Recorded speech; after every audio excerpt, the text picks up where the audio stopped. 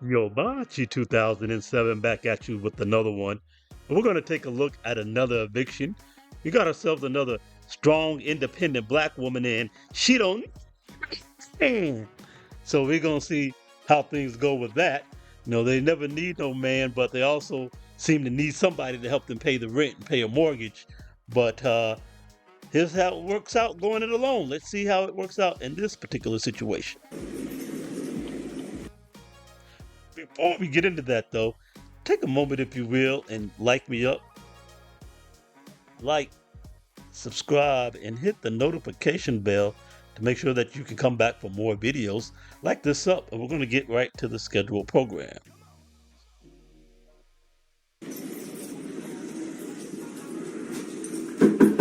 Sheriff's office, start eviction.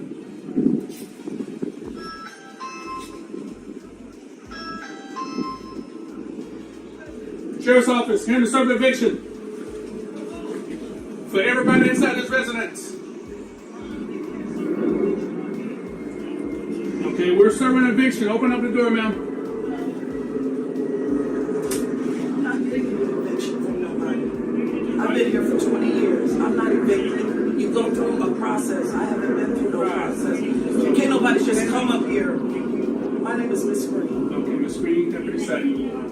We post a notice on your door.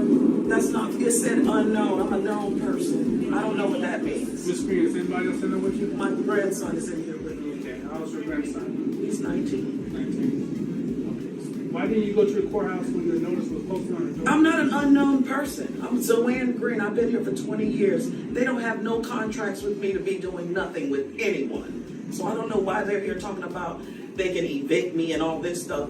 So you go past foreclosure to evict to get in the... Listen, this is a scam and the bank is a scam. And so they don't have no jurisdiction over me. I'm indigenous to this land. This is my property. I've been here. That's why they can't touch me. Now this person comes up, oh, I just purchased this house from an auction with no paperwork in his hand. He just comes, I could have killed him. You don't come up to nobody's home talking about what you got. You ain't got nothing in your hand. You just talking. Like, who the fuck does that? If I'm supposed to be evicted, my name is not unknown. Everybody knows it. The light bill has been in my name for 20 years. I have been here.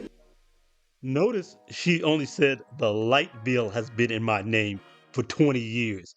She didn't say I've been paying the mortgage here for 20 years. She didn't say that I've owned this house for 20 years. She only noted the light bill. This ranch house has to be a 250, 300,000. Where are they? Judging by these kind of green sheriff's uniforms, this is probably Florida. This could be up to a $350,000 house. She thinks because she paid a light bill that she just gets to own a $300,000 piece of property. Just because. Because she is woman, hear her war, she has decided she owns it, and she manifested her ownership. You don't have to pay for a mortgage like anybody else to obtain property. Everybody else has to work hard and put in to get something. And just because she's woman and she manifested her ownership, it's just hers now. That's the way it goes.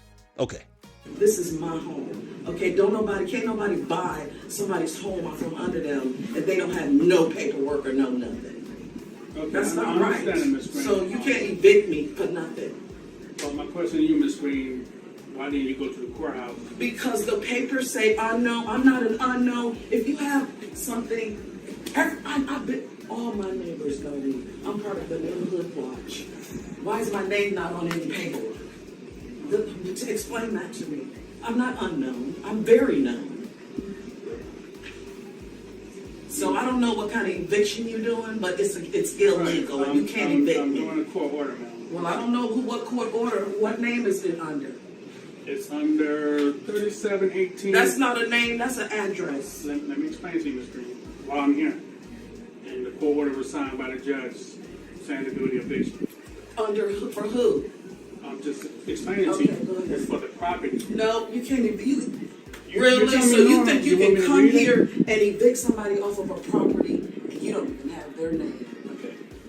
It doesn't require me to have a name. You want to read this portion? Are you fucking serious too? Yes, ma'am. I'm going to let you read this. I don't need to read none of that. I don't want to read it. It don't have nothing to do with me. It has to do with this property. It says This is my property under my name. You don't even have a name on the there. screen. So I'm not leaving my property. State of Florida, which we're in, to the Orange County Sheriff's Office, which county we're in. So you're gonna throw me out of my house right now? I have no choice, man. This is Really? what the court says, yes. Y'all are, come throw all my shit out there. Since you're gonna do that So it says- to an indigenous person So of it this says, land, so you command go to do remove it. all persons. You're not removing me from my property. So you about to take me out of here? How? Voluntarily, preferably. You listen. I'm telling you, you're not removing me out of my property. Okay. I'm not leaving. So Okay.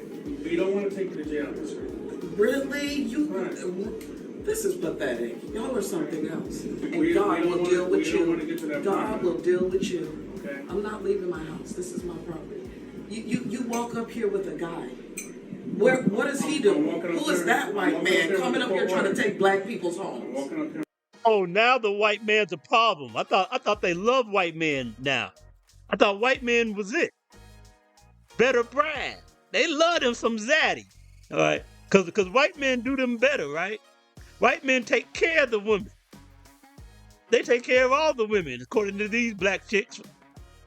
But now, all of a sudden, when they're doing what they normally have done, what they have historically done to black people, now all of a sudden the white man's a problem.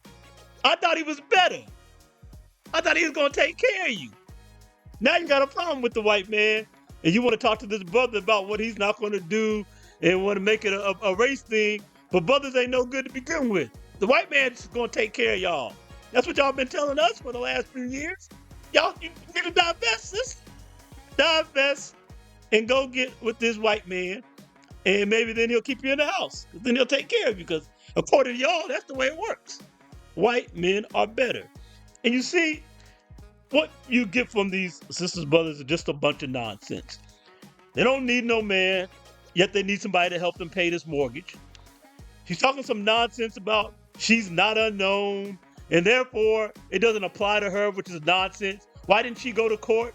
Because the paperwork said unknown. No, she didn't go to court because she has no standing, because she hadn't paid any mortgage, and she knows it.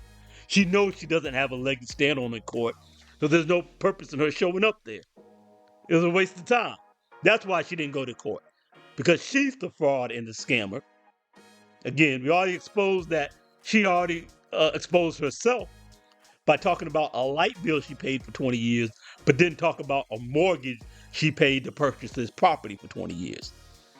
And all this other stuff about no contract and nobody has jurisdiction over me and all of this sovereign citizen type talk and nonsense.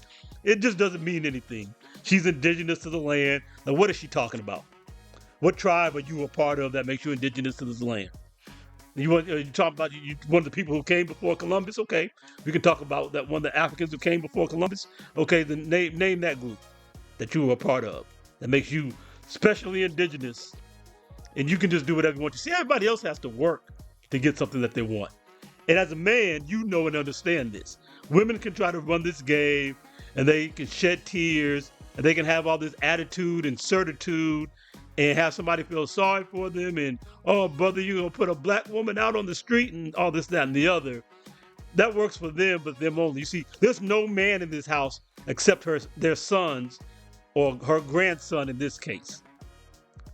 They can't keep a man around, and all they can do is have a bunch of attitude and certitude and manifestation. But as a man, you have to understand, if you don't provide some value in this world, you're not going to be able to keep anything or have anything. And we just have a lot of these women, and you can see it in different situations. They go and steal. I've seen these videos where they go and steal out of a store, and then when they're confronted, they have the nerve to get upset that you dare ask for your stuff back, as if they just have the right to steal. And she believes the same thing here. She believes she has the right to steal this house and just take it without having to pay for it. And so you shouldn't even be dealing with women who have this kind of attitude, but you also got to recognize this isn't going to work for you. It really isn't working for her, but they can a little bit get over They can go run to a man to go pay for them. They can go get the state to pay for them. They can cry tears and have the police go soft on them. You don't have these opportunities. You have to build yourself up and be able to do what you need to do. Now, remember, she did all that talk about how she's not going to leave. Right? Remember, she just said all that. All right, let's fast forward a little bit and see how it ends up.